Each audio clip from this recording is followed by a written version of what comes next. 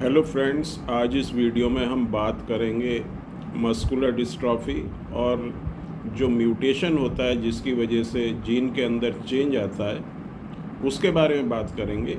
क्योंकि हमारी जो बॉडी होती है उसमें अगर हम अपने जीनोम की बात करें, पहले आपको जीनोम का बताएंगे कि हमारा जो जीनोम होता है वो क्या होता है। एक्चुअली होता क्या है कि हमारे जो सेल होता है उसके अंदर जो है टोटल 46 क्रोमोसोम्स होते हैं। 46 क्रोमोसोम में जो 44 क्रोमोसोम होते हैं जिनको ऑटोसोम कहते हैं, जो मेल और फीमेल दोनों में एक से ही होते हैं। लेकिन जो लास्ट के 2 क्रोमोसोम होते हैं जिनको हम XX क्रोमोसोम कहते हैं जो कि फीमेल में होता है, और XY क्रोमोसोम कहते हैं जो कि मेल में होता है। अब ये टोटल अगर हम करते हैं तो 46 क्रोमोसोम होते हैं। अब इन 46 क्रोमोसोम के अंदर जो जितना भी जेनेटिक मटेरियल होगा, जो डीएनए होगा, वो ही जो है हमारा जीनोम कहलाता है। अगर हम देखें तो हमारी जो बॉडी होती है उसके अंदर हमारे सेल्स होते हैं, और सेल के अंदर जो है न्यूक्लियस होता है। न्यूक्लियस के अंदर जो होते हैं क्रोमोसोम्स होते हैं, और क्रोमोसोम्स के ऊपर ही जो है डीएनए लगा रहता है, जो कि हमारा जेनेटिक मटेरियल है, जो कि न्यूक्लिक एसिड है। डीऑक्सी न्यूक्लिक एसिड जिसको हम कहते हैं। डीएनए की जो फुल फॉर्म होती है वो डीऑक्सी न्यूक्लिक एसिड होता है। इसमें जो शुगर होती है वो डीऑक्सी शुगर होती है। तो ये हमारा जेनेटिक मटेरियल होता है। कुछ दूसरे जो ऑर्गेनिज्म हैं जैसे बैक्टीरिया, वायरस, उसमें आरएनए भी जो है जेनेटिक मटेरियल होता है। तो इसमें एक प्रोसेस होता है जिसको हम कहते हैं सेंट्रल डोग्मा। सेंट्रल डोग्मा का मतलब होता है इसमें 3 स्टेप्स होते हैं। पहला स्टेप होता है उसको हम रेप्लिकेशन कहते हैं। दूसरा स्टेप जो होता है उसको हम ट्रांसक्रिप्शन कहते हैं, और जो तीसरा स्टेप होता है उसको हम ट्रांसलेशन कहते हैं। डीएनए जब दूसरे डीएनए की कॉपी बनाता है तो इसको रेप्लिकेशन कहा जाता है। डीएनए से जब आरएनए बनता है, जो एमआरएनए होता है जिसको हम मैसेंजर आरएनए कहते हैं, तो इस प्रोसेस को हम ट्रांसक्रिप्शन कहते हैं। और जब आरएनए से प्रोटीन बनता है, जो कि फाइनल प्रोडक्ट होता है इस प्रोसेस का, उसको जो हम ट्रांसलेशन कहते हैं। तो हर एक जीन जो है हमारी बॉडी में किसी न किसी प्रोटीन के लिए कोड करती है, किसी न किसी चीज़ के लिए कोड करती है। और ये जीन अगर फंक्शनल रहती है तो वो प्रोटीन आपकी बॉडी के अंदर बना रहेगा। लेकिन अगर इस जीन के अंदर किसी तरह का म्यूटेशन हुआ तो म्यूटेशन होने से जो है या तो वो प्रोटीन नहीं बनेगी, या फिर वो प्रोटीन अगर बनेगा भी तो वो फंक्शनल प्रोटीन नहीं होगा, या कम क्वांटिटी में बनेगा, जिससे तरह तरह की प्रॉब्लम होती हैं। इसी में एक तरह की जो प्रॉब्लम है वो मस्कुलर डिस्ट्रॉफी है, जिसमें जो डिस्ट्रोफिन प्रोटीन है वो हमारा जो जीन होता है जिसको हम डिस्ट्रोफिन जीन कहते हैं वो नहीं बना पाता, और जिससे जो मसल्स की ताकत के जिस प्रोटीन की ज़रूरत होती है मसल्स की ताकत के लिए, वो प्रोटीन फिर बॉडी के अंदर नहीं बनता है, और मसल्स जो हैं वीक होने लगती हैं। प्रोटीन जो होते हैं वो मोनोमेरिक यूनिट्स के बनते हैं जिनको हम अमीनो एसिड्स कहते हैं, और 20 अमीनो एसिड्स ऐसे होते हैं जो इसमें फंक्शनल रहते हैं। और इन 20 अमीनो एसिड्स को जो बनाते हैं उसमें जो कोडोन होते हैं, कोडोन जो नाइट्रोजनस बेसेस होते हैं डीएनए में, अलग अलग तरह के नाइट्रोजनस बेस होते हैं, जैसे एडेनाइन होता है, थाइमाइन होता है, साइटोसिन होता है, फिर ग्वेनाइन होता है। तो ये एक दूसरे से मिलके एक पेयर बनाते हैं जिसको हम बेस पेयर कहते हैं। तो ये बेस पेयर जो है इसमें पूरी सीक्वेंस होती है इसकी, और एक एमिनो एसिड को बनाने के लिए जो है आपको 3 नाइट्रोजनस बेस की ज़रूरत पड़ती है जिसको हम ट्रिपलेट कोडोन कहते हैं। अलग अलग जो कोडोन होते हैं, मतलब एक कोडोन जो है जो 3 बेस का बनता है, वो आपके लिए एक एमिनो एसिड बना के देगा, और एमिनो एसिड फिर आपको क्या बना के देंगे, प्रोटीन बना के देंगे, और बॉडी में जो है प्रोटीन आपको मिलता रहेगा, और आपकी बॉडी की जो मसल्स हैं वो आपकी ताकतवर रहेंगी, आपकी जो मसल्स हैं उनमें स्ट्रेंथ बनी रहेगी।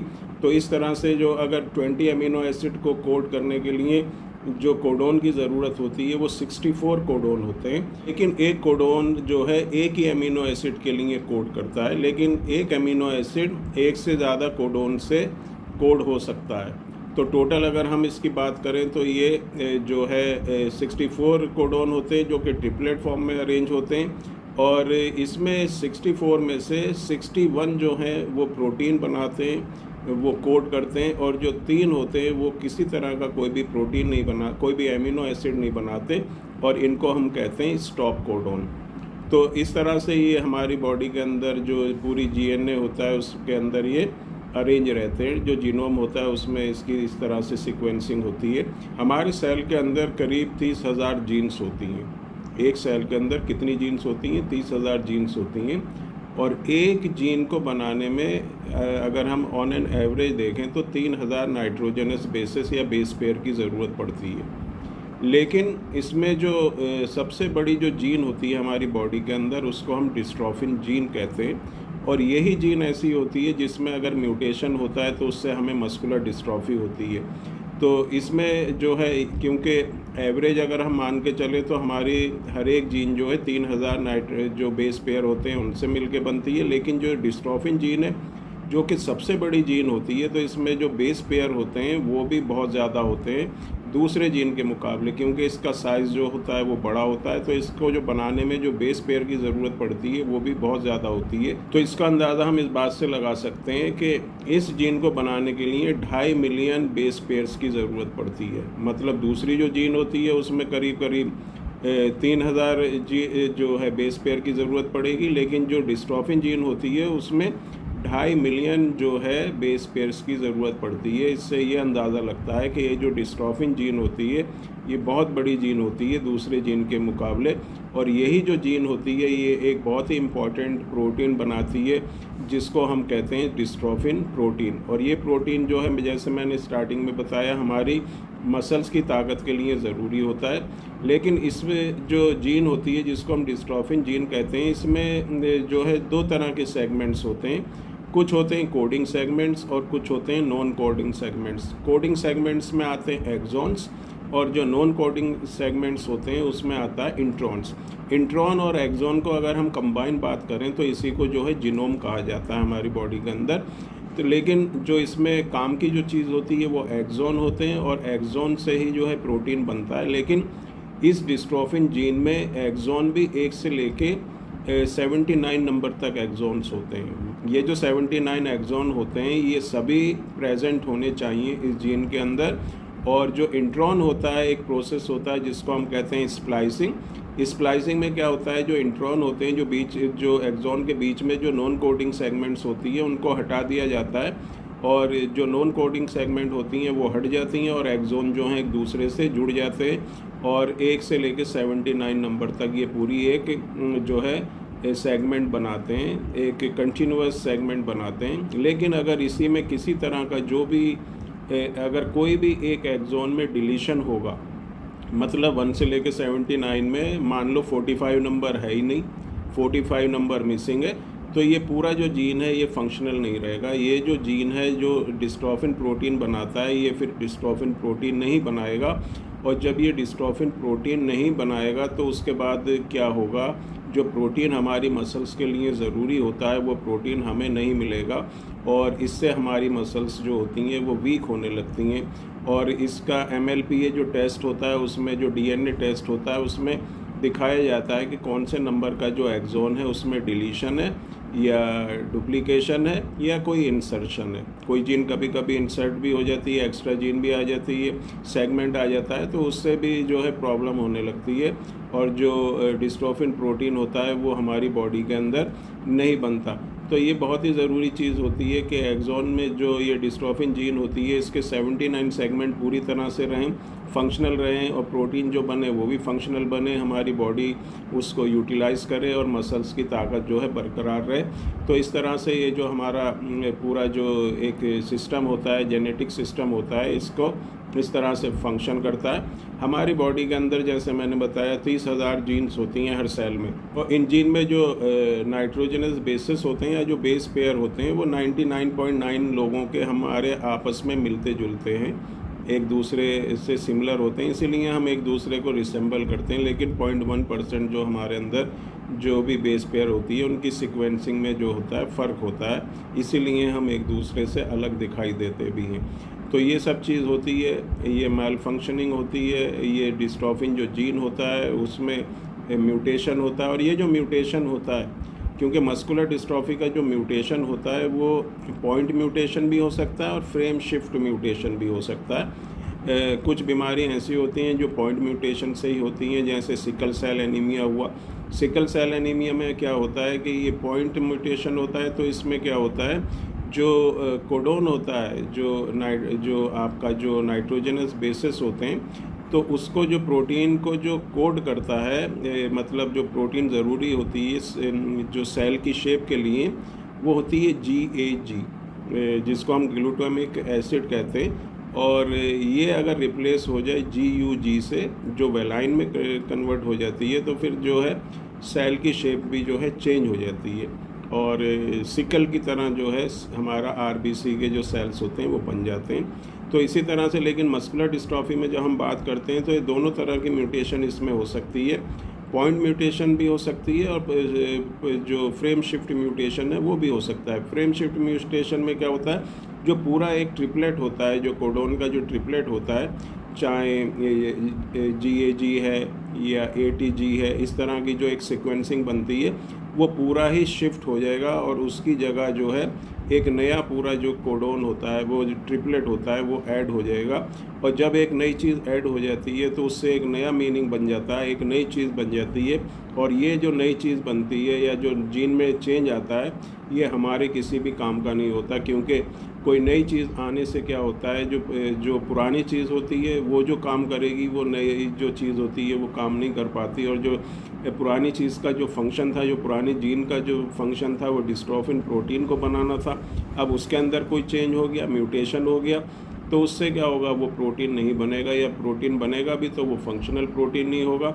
और जब वो फंक्शनल प्रोटीन नहीं होगा तो फिर वो हमारी बॉडी जो मसल्स की ताकत के लिए ज़रूरी होता है, वो फिर ताकत नहीं देगा मसल्स को, और इस तरह से जो ये है एक प्रॉब्लम होती ही चली जाएगी। तो मसल्स वीक होती चली जाएंगी, और जो सिम्टम्स होते हैं मस्कुलर डिस्ट्रॉफी के, वो आने लगेंगे। ये कॉन्जेनाइटल भी हो सकता है, जन्म से भी हो सकता है, या आगे चल के किसी और वजह से म्यूटेशन हो, उस वजह से भी हो सकता है। फैमिली में भी ये हिस्ट्री हो सकती है, अगर फैमिली में हिस्ट्री किसी को मस्कुलर डिस्ट्रॉफी की नहीं है, तब भी मस्कुलर डिस्ट्रॉफी हो सकती है। किसी भी एज में मस्कुलर डिस्ट्रॉफी हो सकती है। छोटी उम्र में 2 से 3 साल में इसके सिम्टम दिखाई दे सकते हैं, या 60 साल तक भी इसके सिम्टम दिखाई दे सकते हैं। तो ये एक ऐसी प्रॉब्लम होती है जो बढ़ती ही रहती है, प्रोग्रेसिव प्रॉब्लम होती है। और इसका जो, जैसे मैंने बताया, जो फंक्शनल जो इसका जो कॉज होता है वो यही होता है कि म्यूटेशन होता है जीन के अंदर।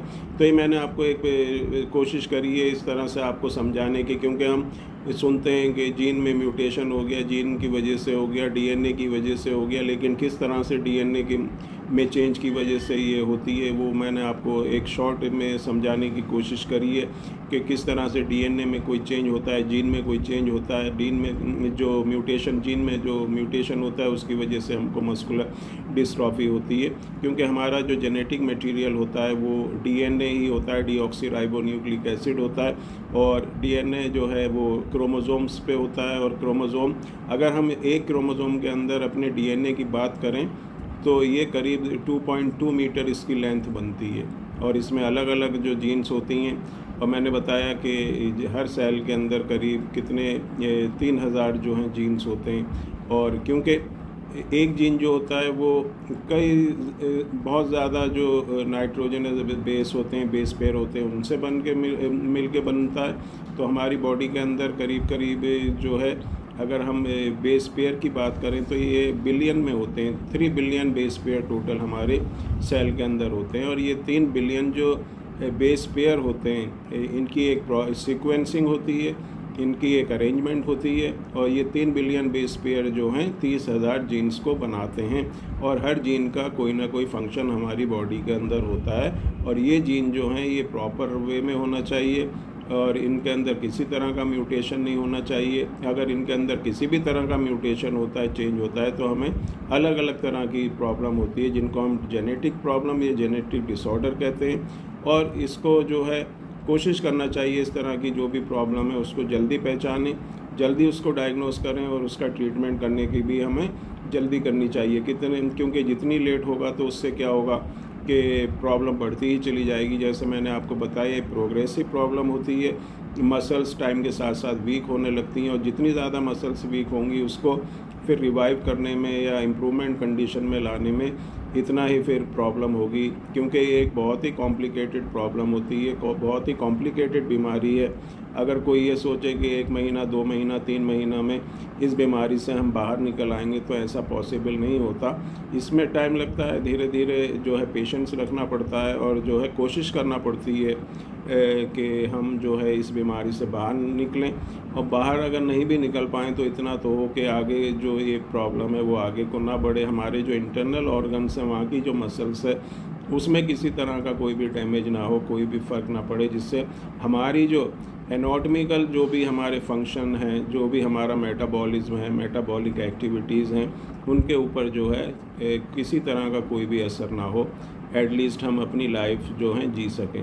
तो दोस्तों, उम्मीद करता हूँ आज के वीडियो में आपको कुछ आइडिया आया होगा कि जेनेटिक प्रॉब्लम मस्कुलर डिस्ट्रॉफी को क्यों कहा जाता है, क्यों हम कहते हैं कि इसका डीएनए का टेस्ट कराएं, और म्यूटेशन की वजह से कहते हैं कि म्यूटेशन से होता है, तो म्यूटेशन क्या होता है। तो उम्मीद करते हैं आपको जो है ये जो वीडियो है ये इन्फॉर्मेटिव आपके लिए रहा होगा।